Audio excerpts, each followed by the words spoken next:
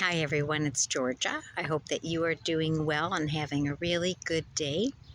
I'll try to be a little bit more focused. I know my videos do go on, but then again, I'm just going to go with the flow, and whoever wants to hear me until the very end, that's awesome. I know we're used to, little posts and snippets of thought-provoking things or wisdom. But sometimes I think we just need to sit and hear and just listen for a while. Sometimes for half an hour, sometimes for an hour. This whole act of just listening, along with what I talked about last week, being Buddha. I mean, those two things go hand in hand. Just to be, you're only in no thoughts running through your head. You literally are just in a listening mode. And there's something really powerful about just waiting and listening, I feel like my mind moves so fast with so many ideas, with so many things I want to be doing right here, right now, and I'm impatient, that it's really helpful for me to learn how to listen. And I maybe embrace not doing. That was one of the messages I got this week. There comes a time when you do, and there comes a time when you allow things to move into fruition. And, I kind of keep hearing this message that you're right where you should be. Things are moving into place. And as my one friend says, all the cooperating components of my life are coming together. For what? For what I want it to come together for.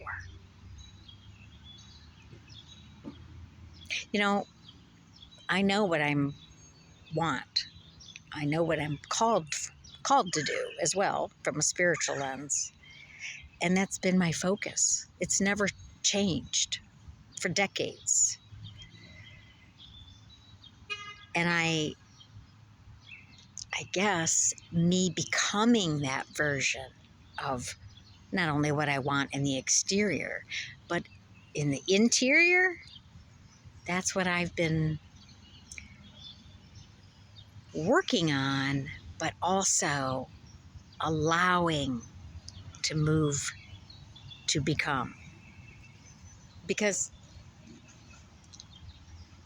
And that requires allowing, which is not action, right?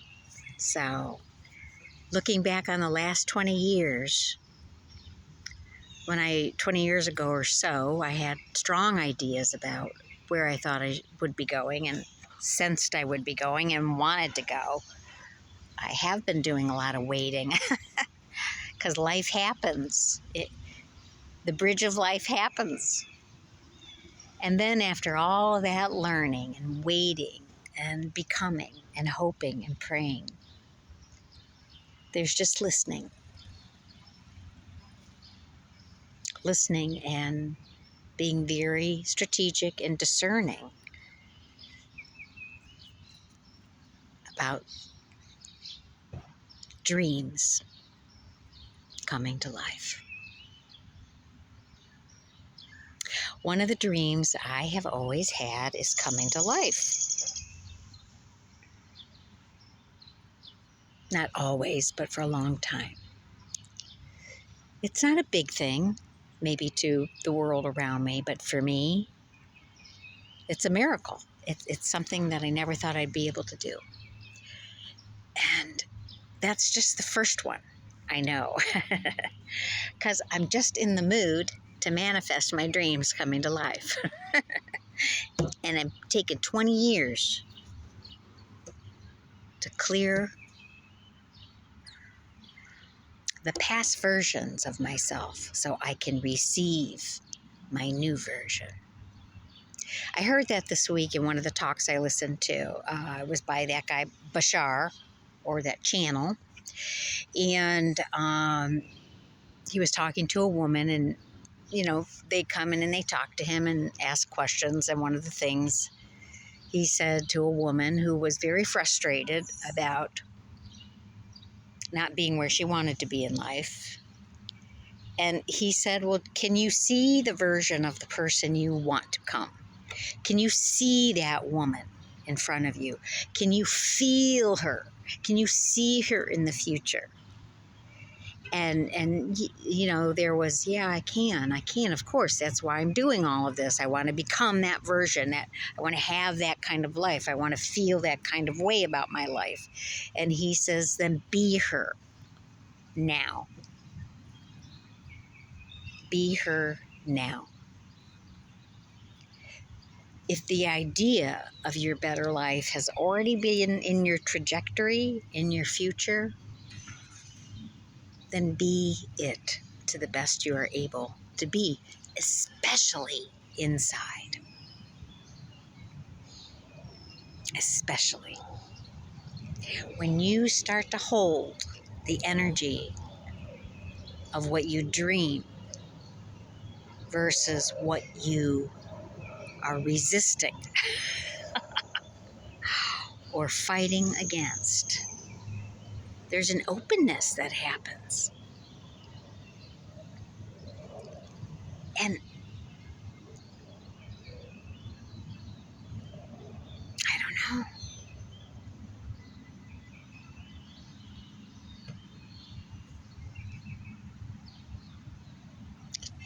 To be the version of the woman I have wanted to become. Because I remember when I first started to get an idea of myself and my dreams and what I really, really wanted to be and do. And it was, around the age of 40. And I didn't ever allow myself to believe I had a right to those things. So really, it's taken me this long to heal every one of those beliefs that were standing in my way. Every one of the resistances, whether they be people or the world around us. That has been the work of staying true to my truth, no matter what pressures exist on the external and internal, because 90% of the journey to that version, as Bashar said, be her, 90% of the resistance to being her is simply some distorted notion that I don't have a right. I don't have a right. I am not worthy of that. And those beliefs of not having a right and not being worthy are old program beliefs of where we come from, right?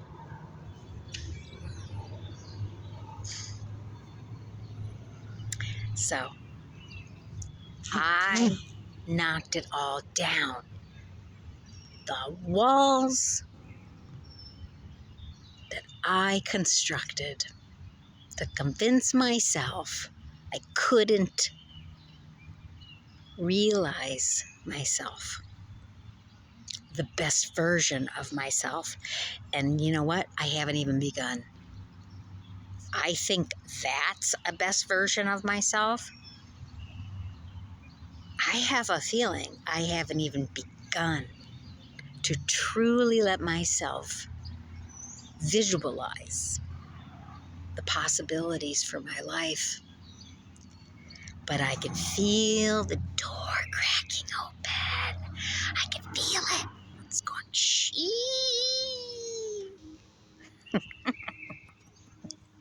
It's like an old attic door that hasn't been opened for years. And it's full of my higher self beliefs in the highest part of the room.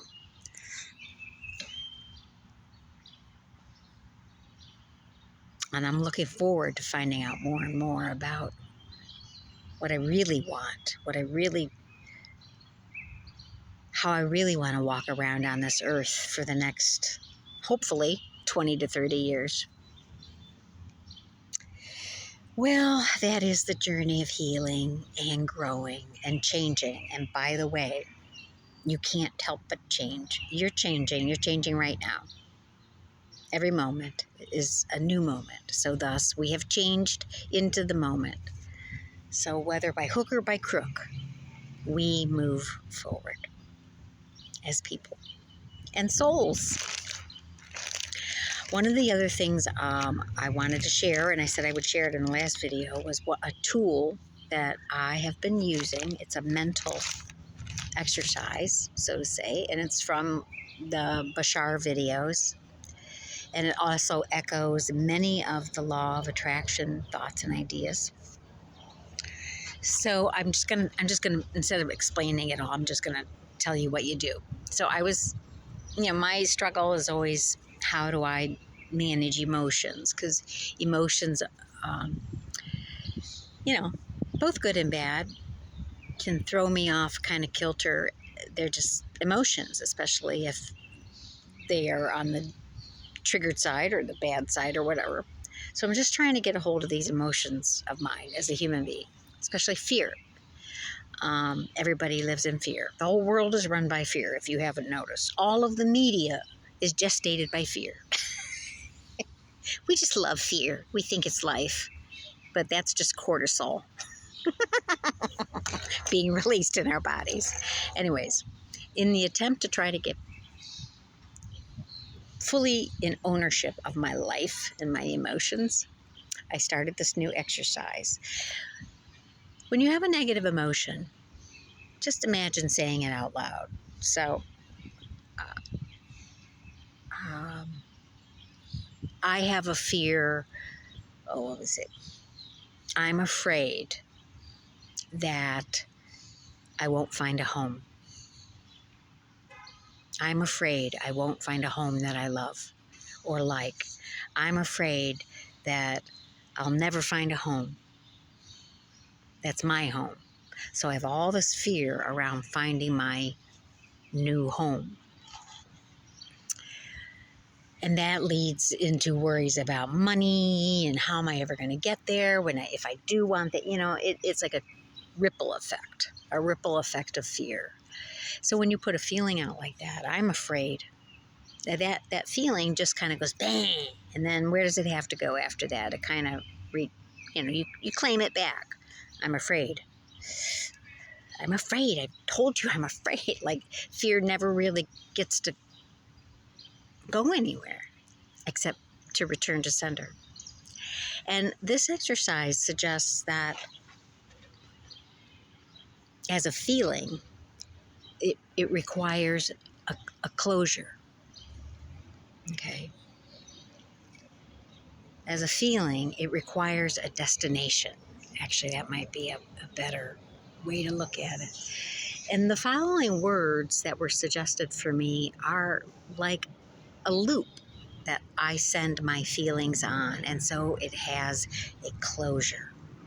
Instead of, I am afraid, and it hangs out there, and who knows, it might even start projecting that fear out there on others. I claim it back.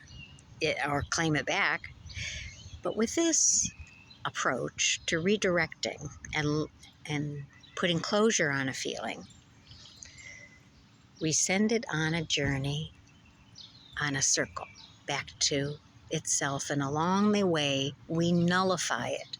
And there are some simple words to do this.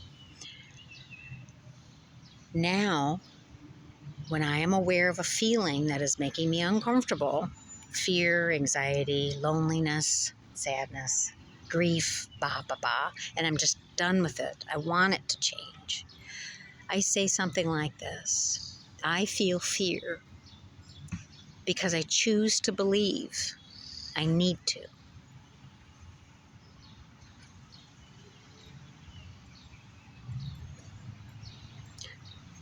think of a feeling that you feel that bothers you, anxiety, depression, loneliness, whatever it is. Say it with me. I feel anxiety because I choose to believe I need to. Now, I just want you to understand what happens in those simple words. I feel anxiety because I choose to believe I need to. What you're doing in that pathway of nullifying the intensity of that feeling, which doesn't have to exist. You don't need anxiety in order to solve problems. You don't need anger in order. You know what I mean? It's like, it's a feeling. I mean, it exists. It's real for you, but how much do you really need it to solve the problem you're wanting to solve?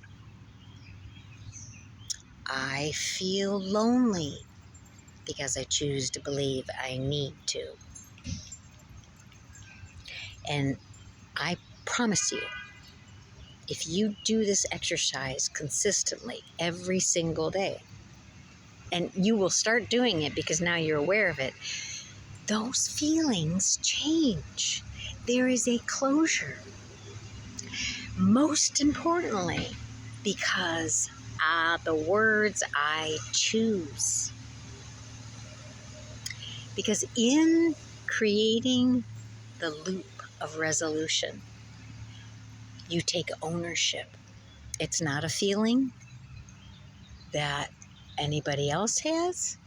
It comes from you. You must own it. And in those words that I am choosing in this moment to believe anxiety is my only option. But we know it's not. So what I like about that is it doesn't say your anxiety's bad. It just gives you power over it by recognizing you are making the choice to give it power in that moment. And that's okay. Sometimes we have to let feelings have their mega space in our lives. And sometimes we have to remind ourselves that we are the masters of them. That we can change the patterns, the beliefs, the accountability of those feelings simply by changing how we talk about them and think about them. So do I have all my feelings under control?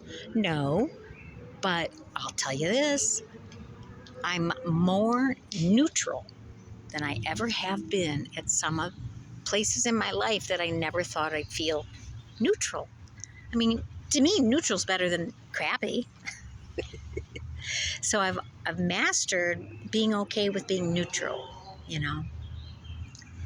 And what that has offered me is more space, more energetic space to be delighted. Like I went home last night, I just was in this space of complete delight. Anybody who looked at the situations in my life probably would not say that.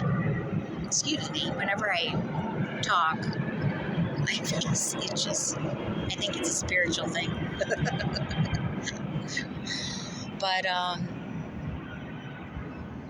here we are. Let's pull a card. I want to do two today. So the first one I'm going to do is from an angel. Somebody gave me an angel deck many years ago. And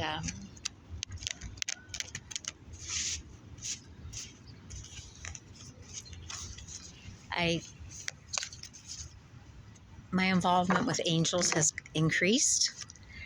I have been blessed to have some angel experiences early in life and later in life. And now I'm working harder at connecting to my angels because I know they are there. I've seen them. I feel them.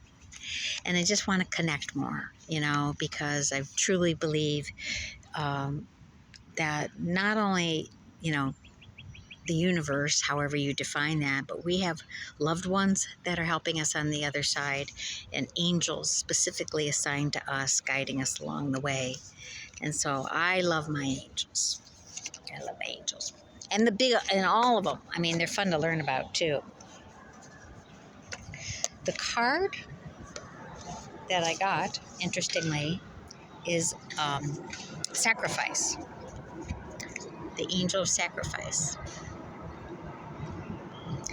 And I'm glad I got that card because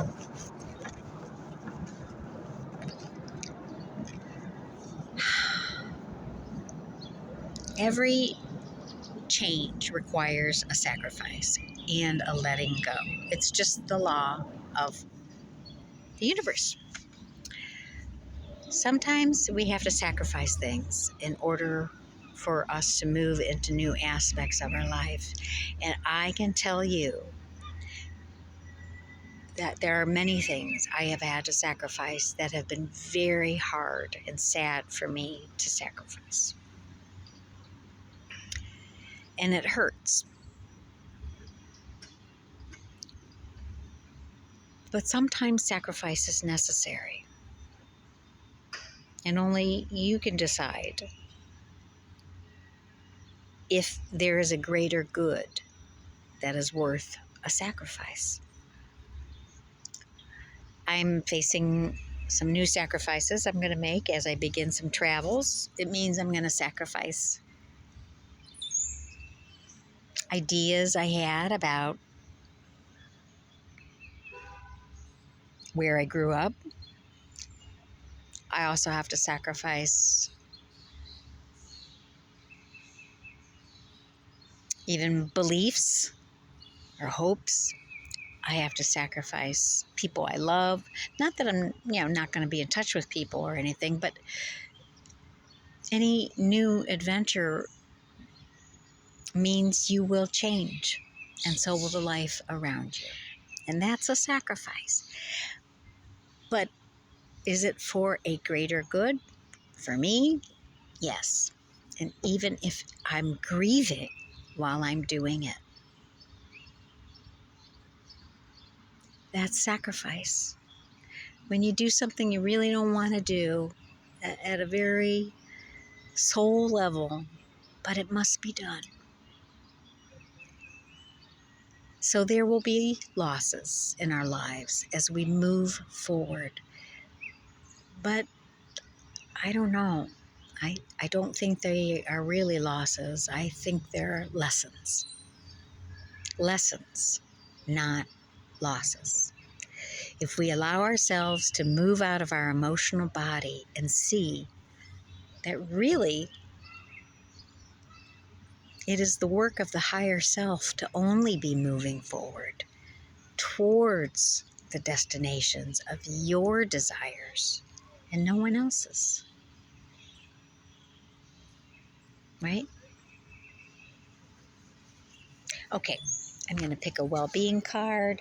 Keep it short and sweet. Oh, there's so many nice families at the park today. The boats are out. It's good to see little girls with their dads doing boat and fishing stuff. I wish my dad would have taken me fishing more. Maybe I'll go fishing this summer.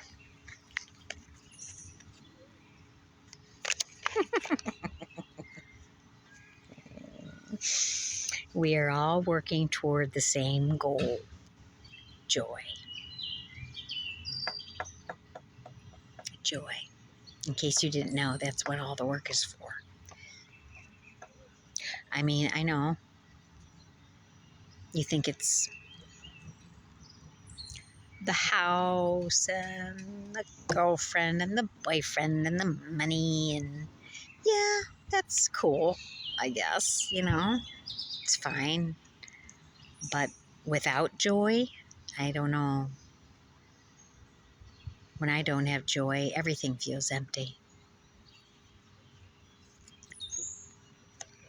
Whether it seems like it or not, you are all working toward the same ultimate goal of joy. You are just approaching things in different ways, and all of it is working. So, however you get there to joy, get there. Your way to joy is not my way to joy, right? And joy is really significant to me because I miss my joy. I had a lot of joy as a younger person. I don't know, I just had a natural joy, and I've been praying that it comes back. You know, full throttle joy, full throttle joy. I mean, you know, like lots of joy. Like wake up and I can't wait to get up and do that thing, and even if it means failing, but meet that new person and go to those places and learn and I don't know, that sounds pretty joyful to me. Well, I hope you have a good week. Don't know what to title this. Um, I'm just going to encourage you again just to take some time to listen, no matter how uncomfortable it gets. Just listen and see what comes up. Maybe in that listening, maybe the whole reason I started to talk about listening was so you can remember joy. And ask yourself, what does that feel like? Where do I find it? When did I last have it? In every single day, where can I see it? Just listen for a bit. I'm sure you'll hear yourself. Have a wonderful week ahead.